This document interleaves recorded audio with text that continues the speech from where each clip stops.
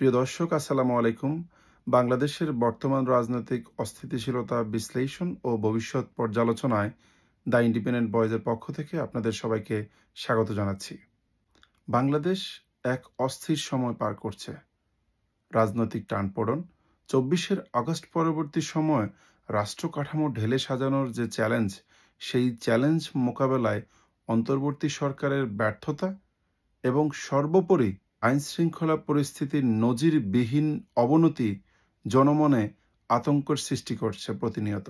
সামাজিক যোগাযোগ মাধ্যম এবং সংবাদ মাধ্যমের বিশ্লেষণে আমরা জানতে পারি, বাংলাদেশে শুধুমাত্র ২৩শে ফেব্রুয়ারিতে বেশ কয়েকটি চাঞ্চল্যকর ছিনতাই এর ঘটনা ঘটে। তার মধ্যে মোহাম্মদপুরে চলন্ত রিকশা থামিয়ে ২ যুবক ছিনতাই করে, বনশ্রীতে এক স্বর্ণ ব্যবসায়ীকে গুলি করে তার কাছ থেকে স্বর্ণ এবং নগদ অর্থ লুট করে, মেহেরপুরে এক নিরীহ ভ্যান চালককে হত্যা করে তার কাছ থেকে ভ্যান ছিনতাই করে। শুধুমাত্র ২৩শে ফেব্রুয়ারির ঘটনাই নয়, বিপ্লব পরবর্তী সময়ে বাংলাদেশে প্রশাসন ব্যবস্থাকে পুনর্গঠন করার যে প্রতিশ্রুতি, সেই প্রতিশ্রুতি ব্যর্থ হওয়াকে কাজে লাগিয়ে গত কয়েক মাস ধরে নিরবচ্ছিন্নভাবে ছিনতাই, হত্যা এবং প্রকাশ্য দিবালোকে অস্ত্র প্রদর্শন করে চাঁদাবাজির ঘটনা ঘটে চলেছে অহরহ। আগস্ট বিপ্লবের মধ্য দিয়ে বাংলাদেশের ইতিহাসে সর্বনিকৃষ্ট স্বৈরাচারের যে পতন আমরা দেখতে পেয়েছি, সেই পতন পরবর্তী সময়ে অন্তর্বর্তীকালীন সরকারের প্রধান কাজগুলোর মধ্যে অন্যতম কাজ হচ্ছে আগস্ট বিপ্লবে আহত সকল ছাত্র জনতার সুচিকিৎসা, শহীদ পরিবারের পুনর্বাসন এবং আইনশৃঙ্খলা পরিস্থিতির ভঙ্গুর অবস্থা সৃষ্টি হয়েছে আগস্ট বিপ্লবকে কেন্দ্র করে, সেগুলোকে অতি দ্রুত রিফর্ম করা। কিন্তু আমরা ওনাদের অপারেশনাল যেরকম একটা তোড়জোড় দেখতে পেলাম, কিন্তু অ্যাকশন ওইরকম দেখিনি। গত সেপ্টেম্বর মাস থেকে সেনাবাহিনীকে কন্টিনিউয়াসলি মাঠে রাখা হয়েছিল উইথ ম্যাজিস্ট্রেসি পাওয়ার। তাহলে সেনাবাহিনী অ্যাকশনে থাকার পরও কিন্তু আমরা বেশ কিছু চিন্তার ঘটনা আমরা দেখেছি। মোহাম্মদপুরের মতো জায়গায় সেনাবাহিনী গিয়ে অভিযান পরিচালনা করতে হয়েছে। তারপরে এই সন্ত্রাসীদের অভয়ারণ্যে পরিণত হচ্ছে মিরপুর, উত্তরা, সর্বশেষ এখন বনশ্রী। কিন্তু আক্ষেপের বিষয় হচ্ছে, গত কিছুদিন আগে গাজীপুরে ছাত্র জনতার উপর সন্ত্রাসীদের যে নির্মম আক্রমণ, সে আক্রমণ পরবর্তী সময়ে সরকারের পক্ষ থেকে অপারেশন ডেভিল হান্টের মতো একটা অপারেশন ঘোষণা করা হয়। জনমনে কিছুটা হলো একটু আশা সঞ্চারিত হয়েছিল যে হয়তো এবার এই অপারেশনের মধ্য দিয়ে যে গত কয়েক মাস ধরে আমাদের জনমনে যে অস্থিরতা বিরাজ করছে, সে অস্থিরতা কিছুটা হলেও লাঘব হবে। নামে নান্দনিকতা থাকলেও বাস্তবে আমরা দেখতে পাই এই অপারেশন ডেভিল হান্ট মূলত একটা অকার্যকর অপারেশন।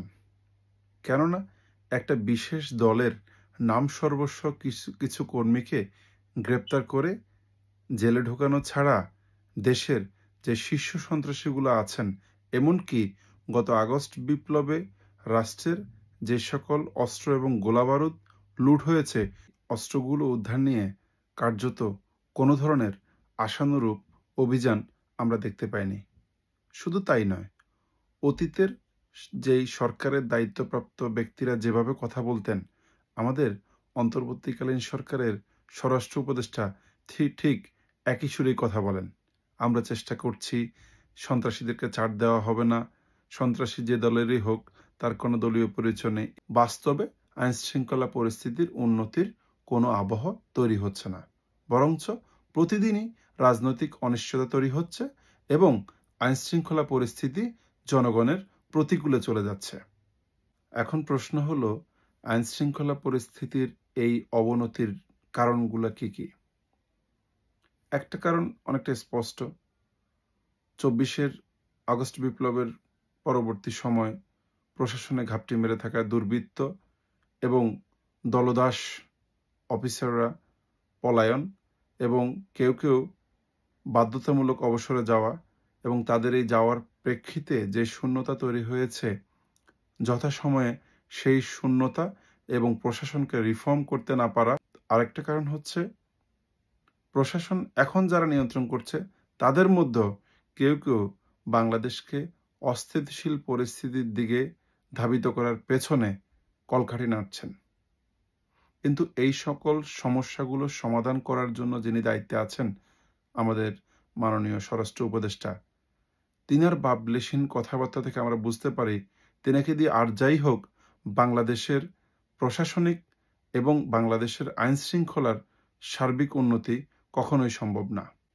বাংলাদেশে বিদ্যমান গণতন্ত্রকামী রাজনৈতিক দলগুলো তারা যতটুকু নির্বাচনমুখী, তারা যতটুকু ক্ষমতামুখী, ততটুকু রাষ্ট্র গঠন এবং রাষ্ট্রের আইন শৃঙ্খলা পরিস্থিতির উন্নতির জন্য যতটুকু নিজেদেরকে সম্পৃক্ত করা প্রয়োজন, তিনারা সেটার সাথে সম্পৃক্ত হচ্ছেন না।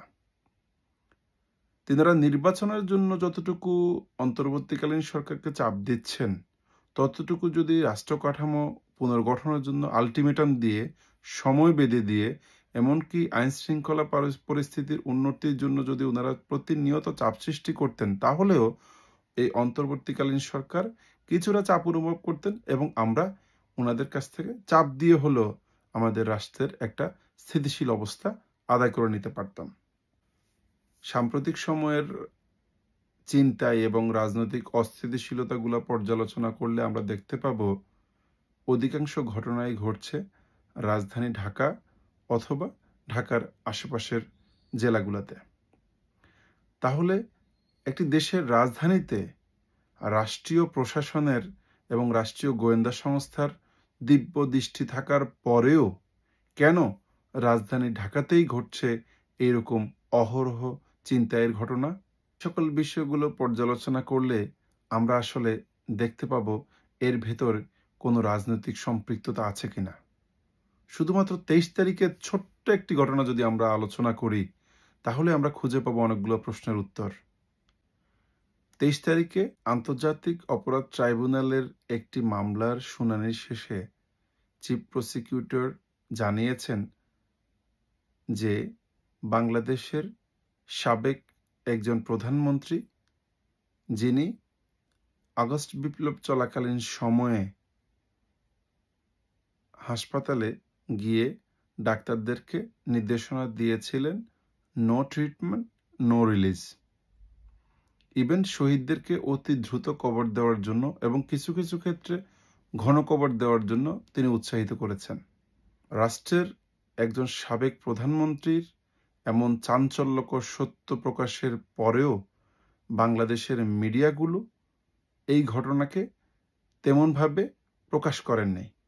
অন্যদিকে একই দিনে বাংলাদেশে প্রকাশ্যে একজন স্বর্ণ ব্যবসায়ীকে গুলি করার মতো ঘটনা ঘটে।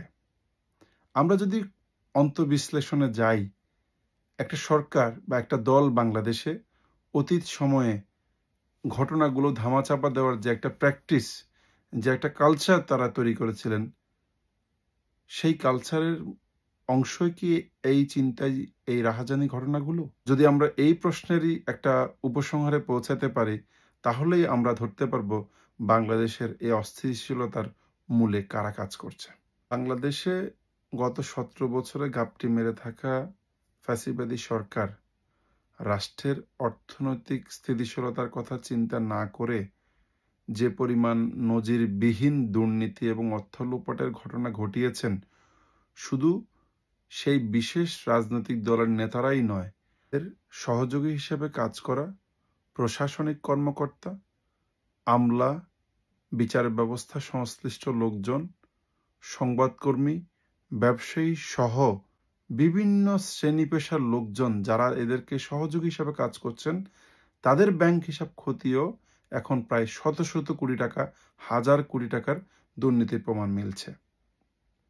তাহলে যেই দলটি গত 17 বছরে একটা রাজনৈতিক ঘটনাগুলোকে ধামাচাপা দেওয়ার জন্য জঙ্গি নাটক থেকে শুরু করে যে পরিমাণ নাটক বাংলাদেশে তারা মঞ্চস্থ করেছেন, সেই দল তাদের হারানো সাম্রাজ্য ফিরে পাওয়ার জন্য তাদের সেই লোপাটকৃত অর্থ বিনিয়োগ করবে না, এটা আমার বোধগম্য হয় না। সারা দেশের বিভিন্ন ঘটনাগুলো পর্যালোচনা করলে আমরা দেখতে পাবো তারা তাদের অস্থিতিশীলতার একটা রেড জোন হিসাবে রাজধানী ঢাকাকে বেছে নিয়েছেন। এই সকল প্রশ্নের উত্তর আমাদের রাষ্ট্রীয় যে গোয়েন্দা সংস্থা আছেন তারা যদি খতিয়ে দেখেন, অবশ্যই এর কারণ তিনারা বের করতে পারবেন। কিন্তু কথা হচ্ছে, যারা এই কারণগুলো বের করবে সেই লোকদের মধ্যেও কিন্তু আজকে আমরা স্বৈরাচারী সেই মদতদাতাদের দেখতে পাই। আজকে এখন পর্যন্ত আমলারা, প্রশাসন, বিচার ব্যবস্থা সর্বক্ষেত্রে সেই ফ্যাসিস্টদের, দোসরদের অবস্থান আমরা দেখতে পাই। তাহলে যতদিন পর্যন্ত বাংলাদেশের ইতিহাস থেকে এই ফ্যাসিস্টদেরকে দূর করা না যাবে, ততদিন পর্যন্ত বাংলাদেশের নিরাপত্তা ব্যবস্থা থেকে শুরু করে বাংলাদেশকে অস্থিতিশীল করার যাবতীয় ষড়যন্ত্র এই ফ্যাসিস্টদের দোসররা করে যাবে। কিন্তু এখনো আমাদের আশা শেষ হয়ে যায়নি। আমাদের আশার কথা হচ্ছে, বাংলাদেশে সমসাময়িক যে সকল ঘটনাগুলো ঘটছে এগুলোকে মাথায় রেখে অন্তর্বর্তীকালীন সরকার যদি মনে করেন বাংলাদেশের যেই সকল রাজনৈতিক দলগুলো এখন বিদ্যমান আছেন সবার সমন্বয়ে রাষ্ট্রের নিরাপত্তা কাঠামো জোরদার করবেন এবং এটাকে ফার্স্ট প্রায়োরিটিতে বাংলাদেশের নিরাপত্তা ব্যবস্থা জনকল্যাণমুখী করবেন, তাহলে সম্ভব। সেজন্য প্রশাসন, বিচার ব্যবস্থা এবং বিভিন্ন সেক্টরে ফ্যাসিস্টদের দোসরদেরকে চিহ্নিত করে অতি দ্রুত তাদেরকে চাকরি থেকে অব্যাহতি দিতে হবে। তাহলেই আমাদের বাংলাদেশ, আমাদের সম্প্রীতির বাংলাদেশ, আমাদের সৌহার্দ্যের বাংলাদেশ, আমাদের জনকল্যাণমুখী বাংলাদেশ বিশ্বের বুকে এক অনন্য দৃষ্টান্ত হয়ে থাকবে। ধন্যবাদ সবাইকে। ভুল ত্রুটি ক্ষমা করে দিয়ে আমার চ্যানেলটি সাবস্ক্রাইব করবেন এবং এরকম বিশ্লেষণধর্মী আলোচনা করার উৎসাহ যোগাবেন। আল্লাহ হাফেজ।